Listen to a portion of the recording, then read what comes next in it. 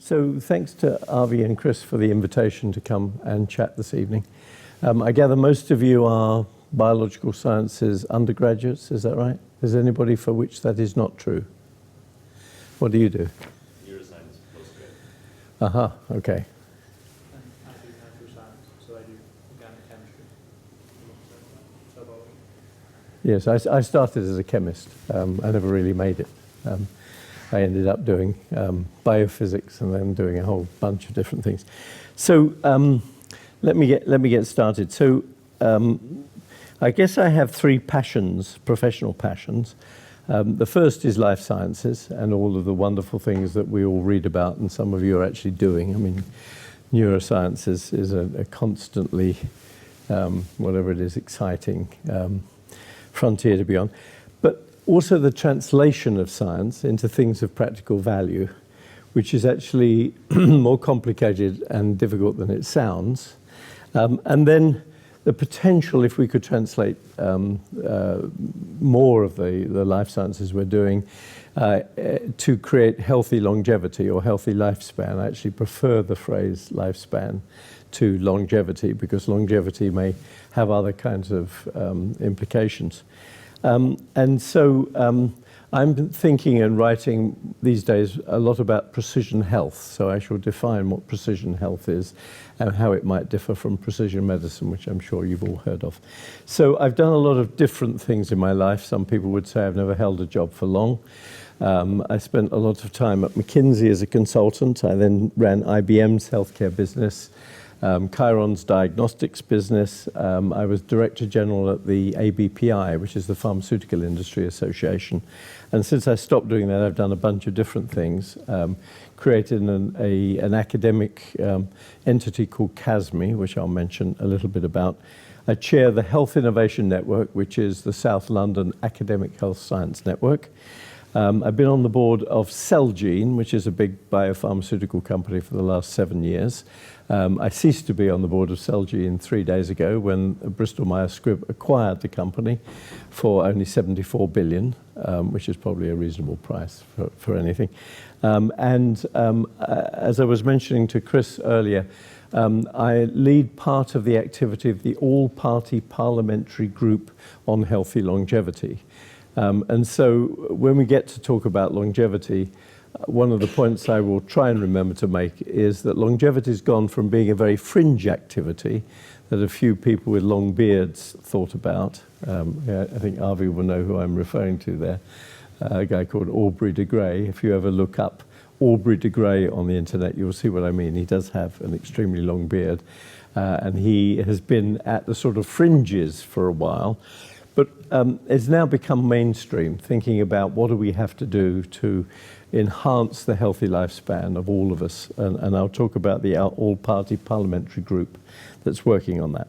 And on the way, I've written a couple of books, which I obviously have to commend to you. One called 2030, The Future of Medicine, and another one called Bioscience Lost in Translation, because I believe a lot of bioscience is indeed lost in translation. So I'd like really to make 4 points. And the first point is that I think we're in the midst of an absolutely astounding revolution in life sciences that is comparable to any revolution of human thinking and human science over past centuries. So I'm really optimistic about what life sciences is doing and can achieve. But as you might imagine, my second point is the translation of that life sciences into useful products and impact on patients' lives is really one of mankind's least productive activities. So I'll expand on that if you wish in a while. But in terms of how much activity leads to how little output, the translation of life sciences, I think, is one of mankind's least productive activities. But if we can get it right, which is my third point, the prizes are tremendous. In particular, the prize associated with targeted treatments and cures, but also targeted prevention, personalized prevention, precision health, if you like. And my fourth point is, actually the pressure is on. We have to do this, because if we continue to allow populations to suffer the chronic diseases that they suffer today, indeed more and more, as obesity results in diabetes, results in other complications and conditions, then today's healthcare systems are unsustainable. You only have to think about how fast the inherent demand is increasing versus the GDP of most nations. And so this gap is increasing over time. So unless we can harness life sciences, translate them into healthy longevity, I think the healthcare systems of the world will become bankrupt.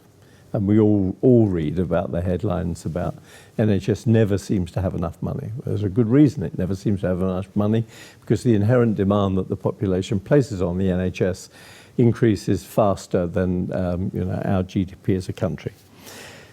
So since you're mostly in life sciences, either at an undergraduate or postgraduate level, I don't have to spend any time really on my first point, which is this revolution. But I would just make a couple of points. So in my lifetime, we have gone from the first Watson and Crick work on the structure of DNA through to the first gene sequence, which was, I think, the genomic sequence of somebody I've met a couple of times, Craig Venter, for about 3 billion. I think that was about it. There was a public-private competition to figure out the human genome.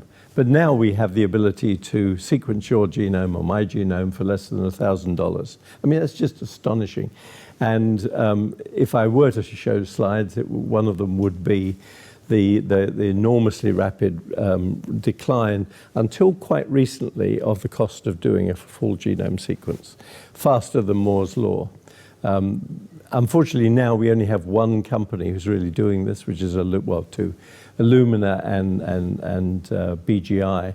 But there's not enough competition to drive it down as fast as it could go. But I think there's $100 genome in the future. I don't think that will be a big problem. But of course, at the same time, we have learned how genes get translated into proteins, translated into proteins. We now have the ability to, so to speak, X-ray your proteome. We can measure the levels of proteins, 5,000 proteins at once in a chip that SomaLogic has created, down to picomolar levels. So we can measure proteins incredibly accurately, and the numbers of proteins we've got crystal structures on now thousands rather than, a good number of the 25,000 basic gene coded proteins that circulate in our bodies. Most excitingly in the last few years, as you will all have read, is we now can edit the human genome, initially introducing sequences in the genome using the CRISPR-Cas9 technology, but increasingly now being able to just change a single base in the genome by base editing. And this is just the beginning. I mean, obviously this is the start of a process, not the end of a process. Our ability to modify our own genome with, of course, all of the issues that raises. And so because we have this very detailed knowledge, A, of the gene, of the genome, and B, of proteins, we can produce designer drugs. So if you go into a large pharmaceutical company and get to see what they do, you can see the crystal structure of the protein, you can move it around, and you can design molecules to fit.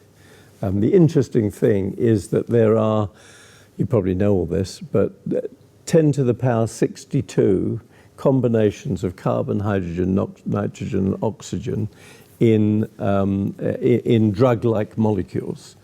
That's more than there are particles in the universe. So there's an infinite ability to design drugs to fit into these protein pockets. It's just astonishing what we now can do. And so with all of these omics, genomics, proteomics, metabolomics, and increasingly microbiomics, we have just a tremendous variety of tools to create biomarkers to measure, figure out what's happening to your biology and mine. And of course, that enables us to figure out how unique each of us are.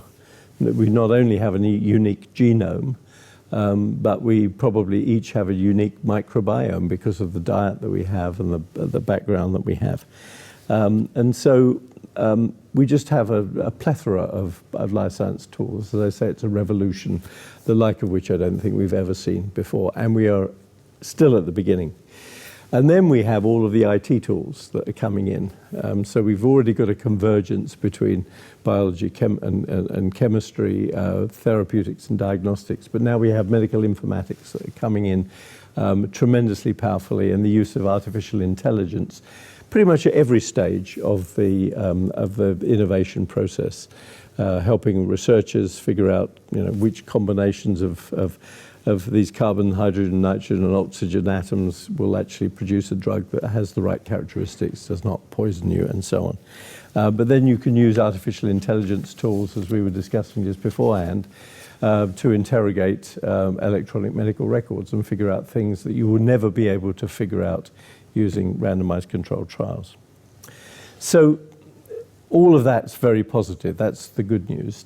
To me, the challenge is really the challenge of translation, that we have a very lengthy and a very inefficient process to take that basic science into life-changing products. And a colleague of mine created something called E-Rooms law. Have any of you heard E-Rooms law? No. So if you think about the word, it's Moore's law backwards. And the reason he came up with this is because there is a exponential decline in the productivity with which basic research is translated into real products. In other words, if you plot on a logarithmic scale the number of products per dollar or pound or euro of investment, it's an exponential, it's a straight line, it's an exponential decline, a straight line on a logarithmic scale. So whilst all of the technology is being exponentially increasing, the translation into real products has been exponentially declining. And you can imagine all sorts of reasons why that might be, because the low-hanging fruit might have gone. So the easy to translate stuff might already have gone. But actually, the more I've analyzed it, I've come up with 5 different, so to speak, gaps in translation. The first one is, and I wrote a book about this, as I say, Bioscience Lost in Translation. The first is what we actually choose to work on in the lab. And I would argue we don't do enough work on specific disease-oriented mechanisms. Most scientists get rewarded and incented to look at the natural process and to drive increasing sophistication of how much we understand the mouse or the zebrafish or whatever. I don't think we do enough work because it's not really something that the general processes of research funding really favor. Some of the patient groups obviously favor it, but we don't do enough work, I would say, on the mechanisms, the specific mechanisms of disease. But even when we do the right work, most academics, and some of you, which of you would you think will pursue a research career in the long term? 2, 3, 4, 5, most of you, right. So I get the chance to influence you right at the beginning, or almost at the beginning, because almost all academic researchers worry about where they're going to get the money from, what grants they're going to raise, and what publications and high-impact journals they can publish in, and if they get really senior, what prizes, and are they going to win the Nobel Prize, and so on. The translation of their research into practical products is really nowhere on that list. It's not inherent in the way in which universities run. Some universities are much better at it. Actually, I think UCL's not bad because there's something called UCLP, the UCL partnership, that really has started a number of companies. Of course, if we were at MIT, that would be quite different because MIT researchers really think about how they form companies and how they take their products forward. But the infrastructure that surrounds academic researchers does not encourage them to focus on translation of their research into products. But once anyway a product exists, it goes into this very complex and costly development pipeline. And so, two facts really. It often takes 20 years to go from an idea to a commercial product. If you look back at some of the big discoveries that have been made, it's been about 15 to 20 years over that period. And the second thing is the fallout rate is enormous. So 5,000 things go into clinical research, i.e. trying things on human volunteers and on patients for every one thing that successfully comes out the other end. Can you think of, well, maybe there are some other human activities that have that low productivity, but it's absolutely pathetic productivity. And some of it is inherent to the molecule. You know, those molecules would never have succeeded, and we had to do all of that testing to figure that out.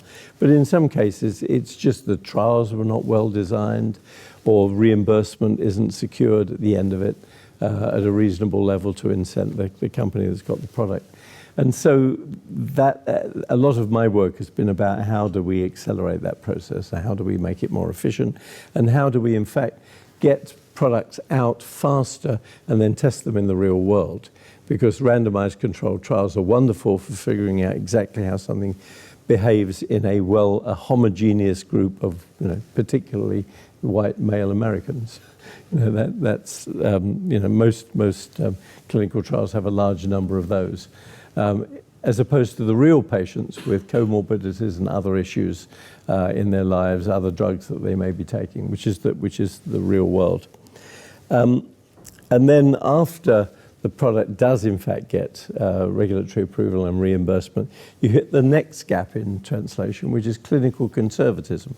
Most clinicians are very busy. They're not, at least in this country, very innovation hungry.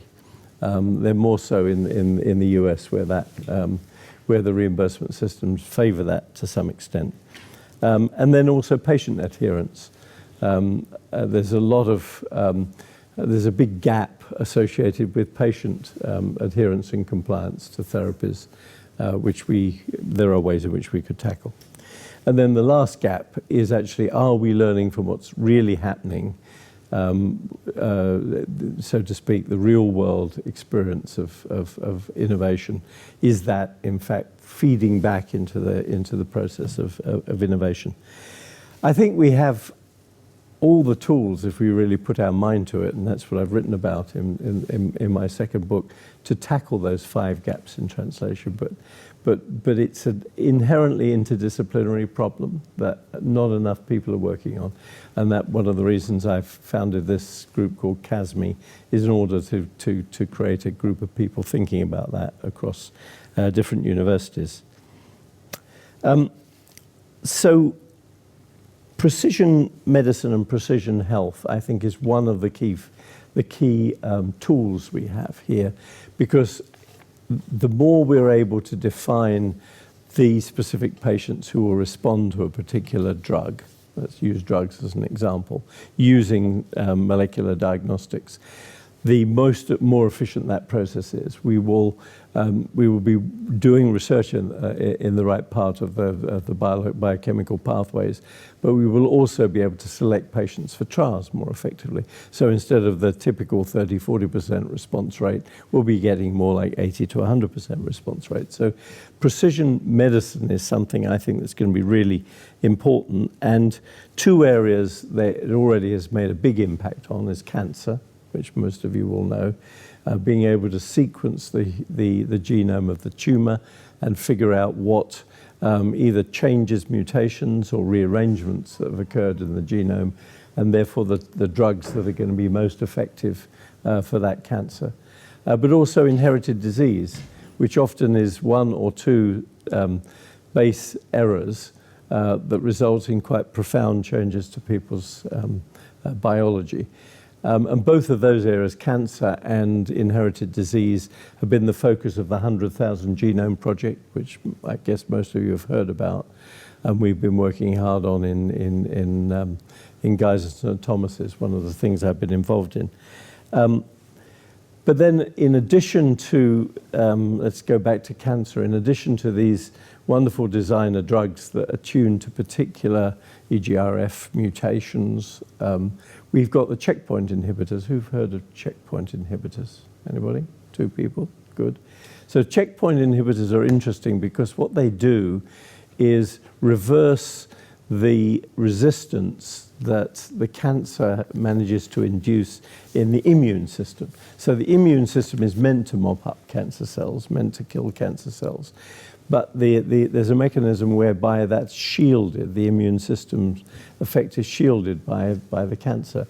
And so these checkpoint inhibitors manage to reactivate the T cells, the killer T cells that can then attack the cancer. And so combinations of designer drugs and checkpoint inhibitors are getting very effective.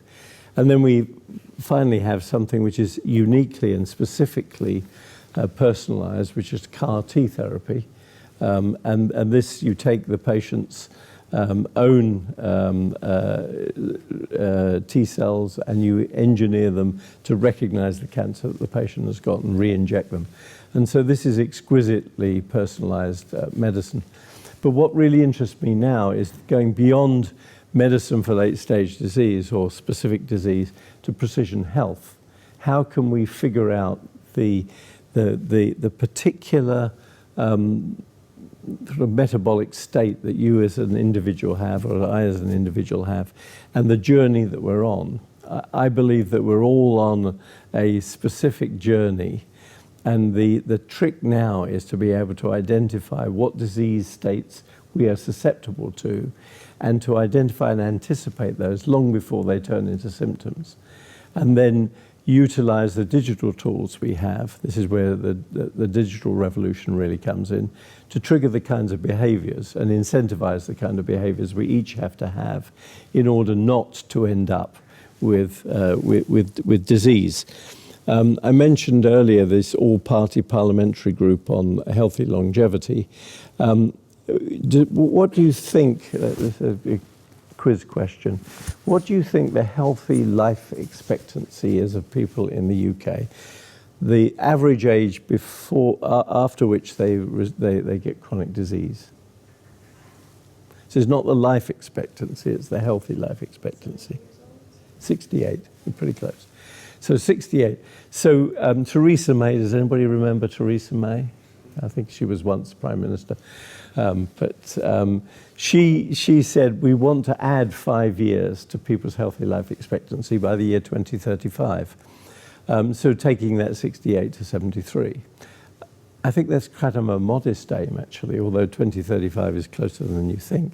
So we have this activity, the all-party parliamentary group on healthy longevity, to develop, and I have a meeting tomorrow, actually, where we're going to go through all the papers we've written about how between now and 2035 we can use the tools of precision health and other legislative tools to add 5 years to that number of 68 healthy life expectancy.